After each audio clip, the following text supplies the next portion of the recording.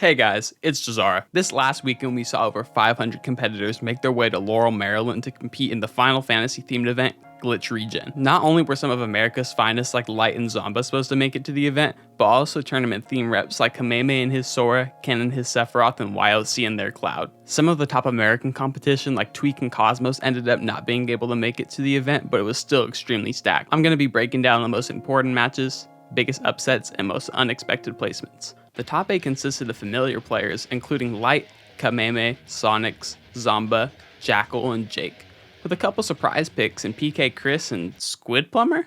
We'll get into him a little bit later. Light, number 4 on the PGRU V3NA, has been on a completely different level recently. He earned himself the first seed at this event after all of his recent success and was able to secure the win through winners. Throughout the whole weekend, he only dropped 5 games, being taken to Game 5 once by Sonics in winners finals. Light had just placed second at Smash Summit the week prior, only dropping 3 sets at that event, 1 to Cola and 2 to Proto, both of which weren't at this tournament. He secured wins over Nido Sharp, Jackal, PK Chris, Sonics in a close 3-2, and finally Kameme in grand finals with a dominant 3-0. Japan has had a hold over the competitive Smash scene in America in the last few months, winning most of the events that they've attended. So Light being able to bring home this win was huge. He even mentions this in this post-game interview. Because I don't go on like Reddit or anything, but like they're talking about how like Japan's really dominant over like over the American Ultimate scene. I'm like, I don't feel that way, but even if it doesn't happen to me, it's happening to my country and every other country actually. So I was like, all right, well, if we're gonna make this about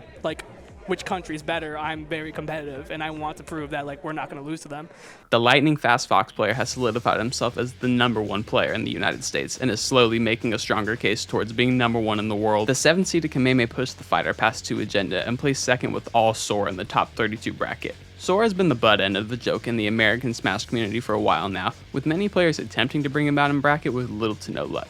In Japan, though, Kameme has gotten strong results with the character, but I don't think many were expecting this result. He showed the real potential of Sora, pushing the character's tricky movement and devastating punish games to levels that we've yet to see at the top level. He was able to convincingly defeat Syrup's Nest before falling to Sonic's 3-2 to make top 8 winner side. He defeated Nido Sharp 3-2 to make top 8, where he went on to beat Jake 3-2, PK Chris 3-0, Zomba 3-1, and Sonics 3-2 in the run back. He did eventually fall to Light in grand finals, busting out his Mega Man Game 3 for the fans. Sonics, the 2nd seed going into this event, had slightly underperformed but still had an amazing showing. The number 1 Sonic in the world was able to take down Enhanced PV, Slashy, Kameme, and Zomba to make winners finals. Real quick, his set versus Kameme in winners quarters was insane. Sonics won the game last stock, last hit, in Game 5 with 2 seconds on the clock.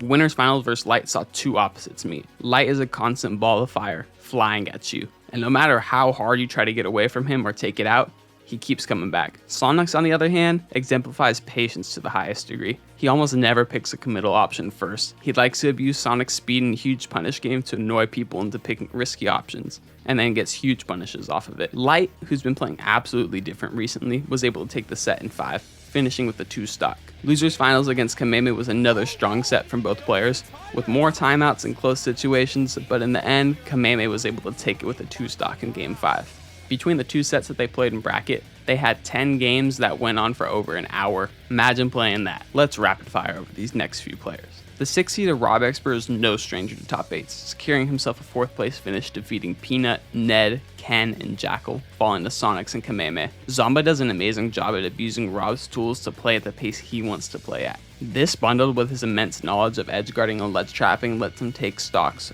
over and over and over. Obviously, these are things that Rob is good at, but Zomba uses them at a level that we don't see from other Robs. Jackal was able to come in and outplace his 9th seed with a respectable 5th place finish. The solo Wolf had one of the easier runs of the weekend, destroying all the MDVA soldiers like ZD, Smub, and Squid Plumber, while also defeating Syrup, who eliminated him at his last major shine 2022. He lost 3-1 to Light, making it his 3rd set loss in a row to him, and one of his local rivals, Zomba, who he lost to Game 5 last hit. The set saw the momentum swing constantly. You could tell that these two play often. A whiff dash attack on a roll read away ended up costing the game for Jackal, getting up smash in response to the unsafe option. The New York local PK Chris went on the run of his life this weekend, making top 8 winners side. His run started when he was able to claim a win over Yanni 2-1 and make top 32 winners, after which he defeated Unleashed 3-0 and Squid Plumber 3-1.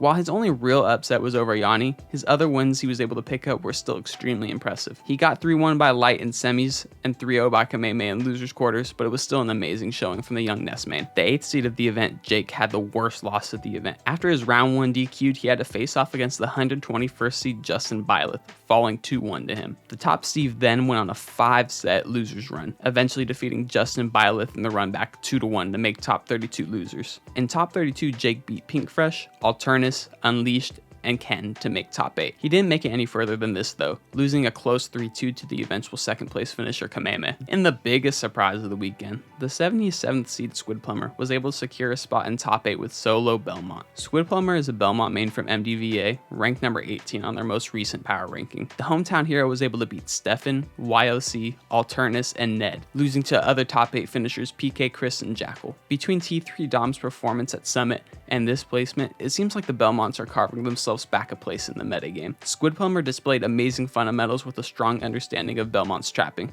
abusing whips to create space and forcing situations where they have to pick a button, and he usually gets the correct option. Let's get into some of the weekend's other biggest performances. MDVA's number 10 and the 83rd seed of this tournament, Goofy Goober was able to pick up a respectable 13th place. The solo Greninja started out his run by picking up a win over Sandstorm in round 1 pools. In round 2, he defeated Lucas Expert Regalo and PGRU Peachmane Ling, both 2-0 to make top 32 winner side. Round 1 at top 32, he lost to one of Japan's finest, Ken, 3-0 in Sonic Greninja. In losers, he was able to pick up a win over Matador 3-0 before falling to Ned's Pokemon Trainer 3-0 for 13th, a respectable placement. MDVA's number 3 Smub had a great showing, securing 13th place, with solo Ridley. He had the benefit of Jake being upset, but he still made a strong run, beating Beast 2-1 and Justin Byleth 2-0 to make top 32 winner side. Winner saw him lose 3-0 to Jackal, but before he was eliminated, he was able to pick up a win versus Ling in the losers bracket before eventually falling to Nidoshark. Speaking of Nidoshark, the 17th seeded had just placed 9th at Riptide a few weeks back and was able to secure that placement again with a combination of ZSS and Joker. To make top 32 winners, he upset Quandale Dinglingleton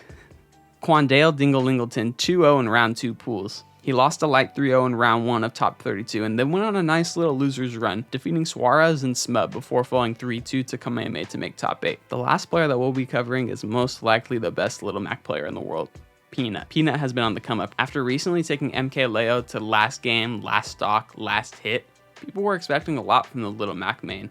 Despite how bad we all say Little Mac is and what his weaknesses are, Peanut looked impeccable with the character. He was able to secure wins over Diet Soda, Omega, and Slashy before losing to Zomba 2-1 and 3-2. Peanut really shows the beauty of Smash Ultimate to me, because he proves that if you put in that time and effort with your character, it don't matter where they're at on the tier list, you'll be able to get good results.